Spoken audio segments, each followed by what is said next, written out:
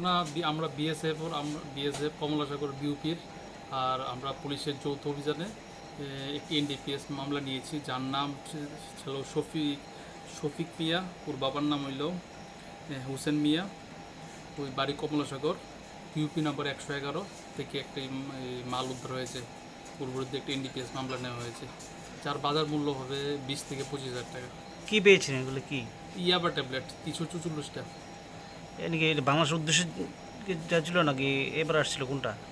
বাংলাদেশ দেশে যাচ্ছিল। তার সাথে কেউ জড়িত আছে এমন কিছু পেয়ে গেছে পাচ্ছেন আপনারা? এটা আমরা খতিয়ে দেখছি, ইনভেস্টিগেশন আসবে। তার কি করবেন আজকে এখন? আজকে তো কালকে তো ওকে কোর্টে ফরওয়ার্ড করা হবে, তারপরে কি 3 দিনের রিমান্ডে আনা হবে।